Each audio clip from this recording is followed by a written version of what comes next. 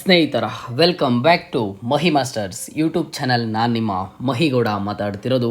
KCET latest ಅಪ್ಡೇಟ್ಸ್ಗೆ ತಮಗೆಲ್ಲರಿಗೂ ಆತ್ಮೀಯವಾದ ಸ್ವಾಗತ. ಇವತ್ತಿನ ಈ ವಿಡಿಯೋದಲ್ಲಿ KCET 2024 ವಿದ್ಯಾರ್ಥಿಗಳಿಗೆ ಇಲ್ಲಿ ಒಂದು ಮೋಸ್ಟ್ ಇಂಪಾರ್ಟೆಂಟ್ ವಿಡಿಯೋ ಆಗಿರುತ್ತೆ. ವಿಡಿಯೋನ ಕಂಪ್ಲೀಟಾಗಿ ವಾಚ್ ಮಾಡಿ. ಯಾಕಂತ ಅಂದರೆ ಇಲ್ಲಿ ಸಾಕಷ್ಟು ಸ್ಟೂಡೆಂಟ್ಸು ಸುಮಾರು ರೀತಿಯಲ್ಲಿ ಡೌಟ್ಸನ್ನು ಕೇಳ್ತಿದ್ರು.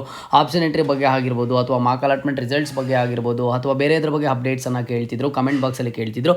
ಎಲ್ಲದ್ರ ಬಗ್ಗೆಯೂ ಸಹ ಇವತ್ತಿನ ಈ ವಿಡಿಯೋದಲ್ಲಿ ಡೀಟೇಲ್ಡಾಗಿ ಎಕ್ಸ್ಪ್ಲೇನ್ ಮಾಡ್ತೀನಿ. ಈ ವಿಡಿಯೋನ ಕಂಪ್ಲೀಟಾಗಿ ವಾಚ್ ಮಾಡಿ. ಆ್ಯಂಡ್ ಹಾಗೇನು ಚಾನಲ್ಗೆ ಫಸ್ಟ್ ಟೈಮ್ ವಿಸಿಟ್ ಮಾಡಿದರೆ ಅಥವಾ ಇನ್ನೂ ಸಬ್ಸ್ಕ್ರೈಬ್ ಮಾಡ್ಕೊಂಡಿಲ್ಲ ಅಂತ ಅಂದರೆ ಈ ಕೂಡಲೇ ಚಾನಲ್ಗೆ ಲೈಕನ್ನು ಮಾಡಿ ಆ್ಯಂಡ್ ಹಾಗೇನು ಮರಿದೆ ಸಬ್ಸ್ಕ್ರೈಬನ್ನು ಮಾಡ್ಕೊಳ್ಳಿ.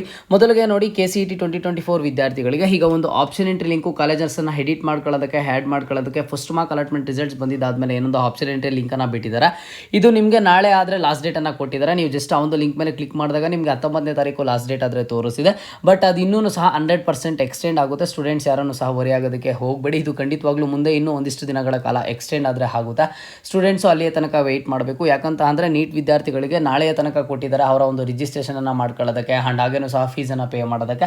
ಅದಾಗಿದ್ದ ಆದಮೇಲೆ ಅವರೂ ಸಹ ಆಪ್ಷನ್ ಎಂಟ್ರಿಯನ್ನು ಮಾಡಬೇಕು. ಅವರು ಆಪ್ಷನ್ ಎಂಟ್ರಿ ಮಾಡಬೇಕು ಅಂತ ಅಂದರೆ ಏನಿಲ್ಲ ಅಂದರೂ ಒಂದು ವಾರ ಆದರೂ ಅವರಿಗೆ ಟೈಮನ್ನು ಕೊಡ್ತಾರೆ. ಅಪ್ರಾಕ್ಸಿಮೇಟ್ಲಿ ಒಂದು ವಾರ ಟೈಮ್ ಕೊಡ್ತಾರೆ.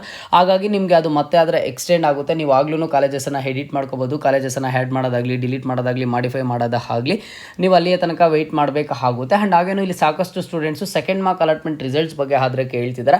ನೋಡಿ, ನಿಮಗೆ ಸೆಕೆಂಡ್ ಮಾರ್ಕ್ ಅಲಾಟ್ಮೆಂಟ್ ರಿಸಲ್ಟ್ಸ್ ಯಾವಾಗ ಬರುತ್ತಂತ ಅಂದರೆ ನೀಟ್ ವಿದ್ಯಾರ್ಥಿಗಳು ಯಾವಾಗ ಅವರ ಒಂದು ಆಪ್ಷನ್ ಎಂಟ್ರಿಯನ್ನು ಕಂಪ್ಲೀಟ್ ಮಾಡ್ತಾರೋ ಅದಾಗಿದ್ದು ಒಂದು 3 days ಆದಮೇಲೆ ನಿಮಗೆ ಸೆಕೆಂಡ್ ಮಾರ್ಕ್ ಅಲಾಟ್ಮೆಂಟ್ ರಿಸಲ್ಟ್ಸ್ ಆದರೆ ಬರುತ್ತೆ. ಇಲ್ಲಿ ಸಾಕಷ್ಟು ಸ್ಟೂಡೆಂಟ್ಸು ಕೇಳ್ತಿದ್ರು, ಸರ್ ಒಂದು ಎಕ್ಸ್ಪೆಕ್ಟೆಡ್ ಡೇಟ್ ಏನೋ ಅಥವಾ ನಮಗೆ ಕನ್ಫರ್ಮ್ ಆಗಿ ಯಾವಾಗ ಗೊತ್ತಾಗುತ್ತೆ ಏನೋ ಅಂತ ಸ್ಟೂಡೆಂಟ್ಸು ಕೇಳ್ತಿದ್ರು. ನೋಡಿ, ನಿಮಗೆ KEA ಕಡೆಯಿಂದ 19ನೇ ತಾರೀಕು ಮೇಲೆ ಕಂಪ್ಲೀಟಾಗಿ ಒಂದು ರೀಸ್ಕೆಡ್ಯೂಲ್ ಆದರೆ ಬಿಡ್ತಾರೆ. ಆ ಒಂದು ರೀಸ್ಕೆಡ್ಯೂಲಲ್ಲಿ ಮೆನ್ಷನ್ ಆಗಿರುತ್ತೆ. ಇಲ್ಲಿ ನೀಟ್ ವಿದ್ಯಾರ್ಥಿಗಳಿಗಾಗಿರ್ಬೋದು ಅಥವಾ ನಿಮಗೆ ಕಾಲೇಜಸನ್ನು ಆ್ಯಡ್ ಮಾಡೋದಕ್ಕೆ, ಡಿಲೀಟ್ ಮಾಡೋದಕ್ಕೆ, ಮಾಡಿಫೈ ಮಾಡ್ಕೊಳ್ಳೋದಕ್ಕೆ ಎಲ್ಲಿಯ ತನಕ ಒಂದು ಆಪ್ಷನ್ ಎಂಟ್ರಿ ಲಿಂಕ್ ಆದರೆ ಆಕ್ಟಿವೇಟ್ ಆಗಿರುತ್ತೆ ಅಂತ ಹೇಳಿಬಿಟ್ಟು ಅಲ್ಲಿನೂ ಸಹ ಕ್ಲಿಯರಾಗಿ ಒಂದು ಡೇ ಟು ಟೈಮನ್ನು ಮೆನ್ಷನ್ ಮಾಡಿರ್ತಾರೆ. ಅದಾದಮೇಲೆ ನಿಮಗೆ ಸೆಕೆಂಡ್ ಮಾರ್ಕ್ ಅಲಾಟ್ಮೆಂಟ್ ರಿಸಲ್ಟ್ಸ್ ಯಾವಾಗ ಬರುತ್ತೆ ಅಂತ ಹೇಳಿಬಿಟ್ಟು ಅಲ್ಲಿ ಕ್ಲಿಯರಾಗಿ ಮೆನ್ಷನ್ ಮಾಡ್ತಾರೆ. ಸೆಕೆಂಡ್ ಮಾರ್ಕ್ ಅಲಾಟ್ಮೆಂಟ್ ರಿಸಲ್ಟ್ಸ್ ಬಂದಿದ್ದಾದಮೇಲೆ ಮತ್ತೆ ಕಾಲೇಜಸನ್ನು ಆ್ಯಡು, ಡಿಲೀಟು, ಮಾಡಿಫೈ ಮಾಡ್ಕೋಬೋದು. ಅದಾದಮೇಲೆ ನಿಮಗೆ ಫಸ್ಟ್ ರೌಂಡ್ ಫೈನಲ್ ರಿಸಲ್ಟ್ಸ್ ಬರುತ್ತೆ. ಅದನ್ನು ಸಹ ಕ್ಲಿಯರಾಗಿ ಒಂದು ಡೇಟ್ಸ್ ಅದರ ಮೆನ್ಷನ್ ಮಾಡಿರ್ತಾರೆ. ಇಲ್ಲಿ ಸಾಕಷ್ಟು ಸ್ಟೂಡೆಂಟ್ಸು ಕೇಳ್ತಿದ್ರು, ಸರ್ ಈ ವರ್ಷ ಕೌನ್ಸಿಲಿಂಗ್ ಲೇಟ್ ಆಗುತ್ತಾ ಅಂತ ಹೇಳಿಬಿಟ್ಟು. ಖಂಡಿತವಾಗ್ಲೂ ಸಹ ಲೇಟ್ ಆಗುತ್ತಾ. And most of the comments ಬರ್ತಿರೋದು, ಸರ್ ಫಸ್ಟ್ ರೌಂಡ್ ಕಂಪ್ಲೀಟ್ ಆಗೋಷ್ಟು ಒಳಗಡೆ ಇನ್ನೂ ಎಷ್ಟು ದಿನ ಬೇಕು ಸರ್, ಇನ್ನು 10 ಡೇಸಲ್ಲಿ ಕಂಪ್ಲೀಟ್ ಆಗುತ್ತಾ, 15 ಡೇಸಲ್ಲಿ ಕಂಪ್ಲೀಟ್ ಆಗುತ್ತಾ ಅಂತ ಸ್ಟೂಡೆಂಟ್ಸು ಕೇಳ್ತಿದ್ರು. ನೋಡಿ, ಈಗ ನಡೀತಿರುವಂಥ ಸಿಚುವೇಷನ್ಸ್ ಪ್ರಕಾರ ನೋಡೋದಾದರೆ ಅಪ್ರಾಕ್ಸಿಮೇಟ್ಲಿ ಇನ್ನೂ ಸಹ 1 ಮಂತ್ ಟೈಮ್ ತಗೋಬೋದು. 1 ಮಂತ್ವರೆಗೂ ಟೈಮ್ ತಗೊಳುತ್ತೆ. ಒಂದು 5 ದಿನ ಹೆಚ್ಚು ಕಡಿಮೆ ಸ್ಟೂಡೆಂಟ್ಸು ಅಲ್ಲಿಯ ತನಕ ವೆಯ್ಟ್ ಮಾಡಬೇಕಾಗುತ್ತೆ. ಆ್ಯಂಡ್ ಮೋಸ್ಟ್ ಆಫ್ ದಿ ಕಮೆಂಟ್ಸಲ್ಲಿ ಬಂದಿರುವಂಥ ಇನ್ನೊಂದು ಡೌಟ್ ಏನು ಅಂತ ಅಂದ್ರೆ, ಸರ್ ನಾನೀಗ ಕೆಲವೊಂದಿಷ್ಟು ಇಂಜಿನಿಯರಿಂಗ್ ಕಾಲೇಜಸನ್ನು ಆ್ಯಡ್ ಮಾಡಿದ್ದೀನಿ, ನೆಕ್ಸ್ಟ್ ನೀಟ್ ಕೌನ್ಸಿಲಿಂಗನ್ನು ಸಹ ಪಾರ್ಟಿಸಿಪೇಟ್ ಮಾಡ್ತೀನಿ ಸರ್, ನೀಟಲ್ಲೂ ಒಂದಿಷ್ಟು ಮೆಡಿಕಲ್ ಕಾಲೇಜಸನ್ನು ನಾನು ಆ್ಯಡ್ ಮಾಡ್ತೀನಿ, ನನಗೆ 2ರಲ್ಲೂ ಸೀಟ್ ಸಿಗುತ್ತಾ ಸರ್ ಅಂತ ಸ್ಟೂಡೆಂಟ್ಸು ಕೇಳ್ತಿದ್ದಾರೆ. ಇಲ್ಲ, ನಿಮಗೆ ಕೇವಲ 1ರಲ್ಲಿ ಮಾತ್ರ ಸೀಟ್ ಸಿಗುತ್ತೆ. ಅದನ್ನು ನೀವು ಕೊಡುವಂಥ ಪ್ರಿಯಾರಿಟಿ ನಂಬರ್ ಮೇಲೆ ಡಿಪೆಂಡ್ ಆಗಿರುತ್ತೆ, ಪ್ರಿಯಾರಿಟಿ ಮೇಲೆ ಡಿಪೆಂಡ್ ಆಗಿರುತ್ತೆ. ನಿಮಗೆ ಇಂಜಿನಿಯರಿಂಗ್ ಕಾಲೇಜಸಲ್ಲಿ ಸೀಟ್ ಸಿಗೋದಾದರೆ ಇಂಜಿನಿಯರಿಂಗಲ್ಲಿ ಸಿಗುತ್ತೆ, ಮೆಡಿಕಲ್ ಕಾಲೇಜಸಲ್ಲಿ ಸೀಟ್ ಸಿಗೋದಾದರೆ ಮೆಡಿಕಲಲ್ಲಿ ಸಿಗುತ್ತೆ. ಅದರಲ್ಲೊಂದು ಇದರಲ್ಲೊಂದು ಆದರೆ ಸಿಗೋದಿಲ್ಲ.